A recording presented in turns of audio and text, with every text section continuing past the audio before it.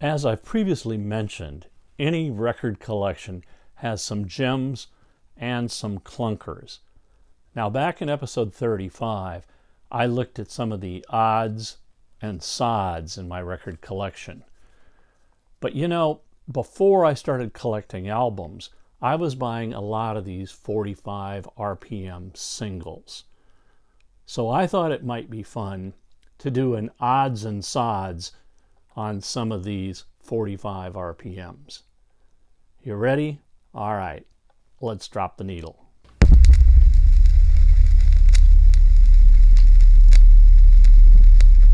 Let's start with a brief history of the 45 RPM single. It actually came out about 70 years ago in 1949, but it took a while for this guy to catch on because right about the same time, its bigger brother, the 33 1/3 RPM, came out as well. Interestingly enough, the 78 RPM record had been around since 1890, but with the advent of the 33 1/3 and the 45 RPM records, the record industry really took off. Their 12-inch disc was perfect for longer classical music pieces. The smaller little 45 RPM record required a different record player. Back in those days, you couldn't have one player that played both the large 33 1/3 and the smaller 45. And because the record time on the 45 was much shorter, you could only put a single song on each side. Hence the single.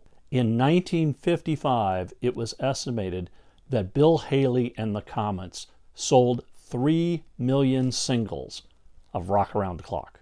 Now, let me say from the onset that most of my 45s are great, and there are some big artists who put out singles, folks like the Beatles and even the Rolling Stones. And they continued to record and release on singles for many years. The last single that I bought by the Rolling Stones was Brown Sugar, which is a song, they're on tour right now, which is a song they have deleted from playing because Jagger admits that he's embarrassed by the lyrics and he wouldn't write such a song today. The last single I got from the Beatles was Let It Be. And we're about to be bombarded by a lot of Let It Be stuff. There is a new book. There is a box set. And I'll tell you what, that super deluxe vinyl version looks pretty sweet. And it would look even better, stuck right back there. And then we're going to get the Peter Jackson 6-hour documentary. The two sides of the 45 were called the A side and the B side. Now, generally, the A side was the song that the company wanted to be pushed. But the Beatles, because of their massive popularity, started a new trend where instead of A and B sides, you'd have a hit on both sides. We Can Work It Out in Day Tripper. Or think Penny Lane and Strawberry Fields. When I was 3 years old, my mother bought me my first record player, and this is it. Besides the fact that the 45s were less expensive than albums, there were quite a few reasons to buy 45s into the 60s and 70s, even when you had the album by the artist. One main reason was the songs could have different versions. If you listen to the single of Let It Be, the drumming on it, Ringo is doing a totally different approach than on the album. Often in the mid-60s, a band would come out with a great song and they'd put it on a single. And then they would release an album. But in many cases, the band only had one good song and the album stunk. So in that case, I'd buy the single. Another reason to buy singles were the picture sleeves. They were great. They gave you an image of the band, and sometimes a totally different image than anything you'd ever seen before. So there were a lot of reasons to buy and to continue to buy 45 RPM singles, and I did. So let's go digging through the collection and find the odds and the sods. Here's a single that was recorded in 1955, and it gained popularity again in 1970, when my friend and fellow colleague, Dr. Demento, who worked at the same radio station I did, KPBC FM, put it on an album, and it's called the Singing Dogs. And it's basically the song Jingle Bells, barked by dogs. Another odd single is this one, and my mother bought this in 1959. The song is called There's a Little Song A-Singin' in My Heart by Carl Dobkins Jr. And just saying the title brings the song back singing in my head.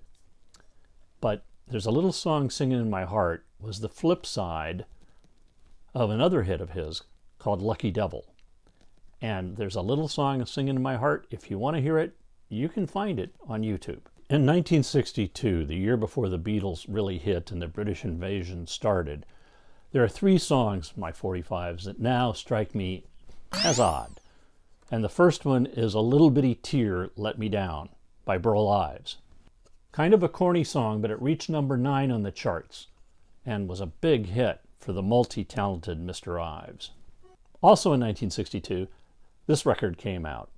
There was a very popular TV show on at the time called The Donna Reed Show, starring Donna Reed.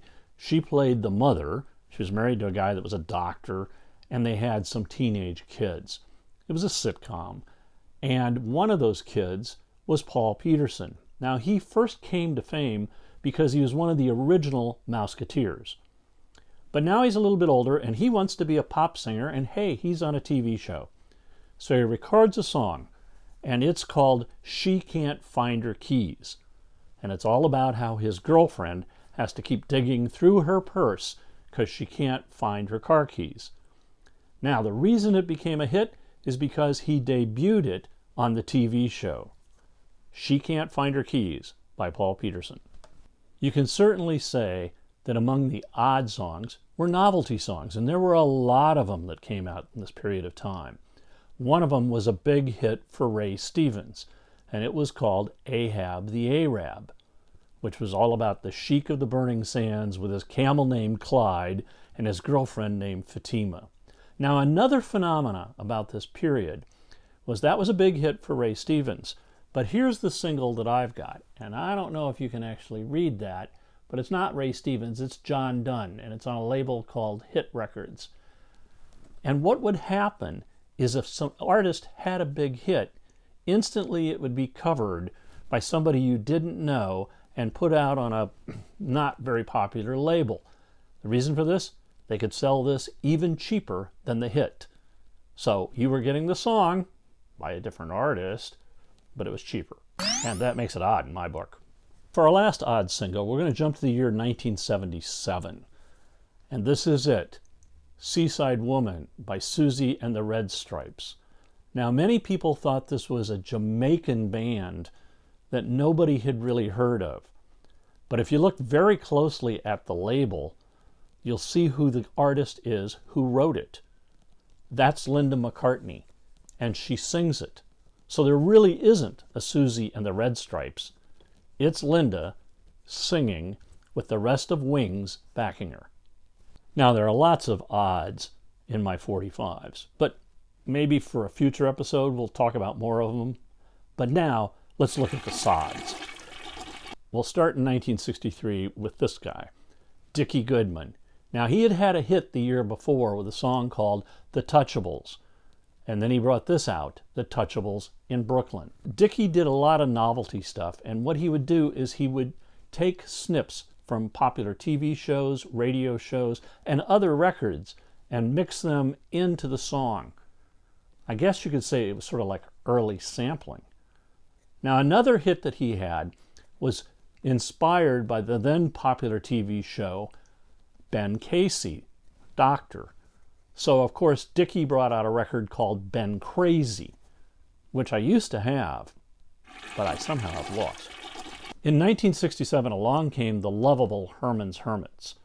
And in fact, they played the very first rock concert that I ever went to, which was at the Airy Crown Theater in Chicago.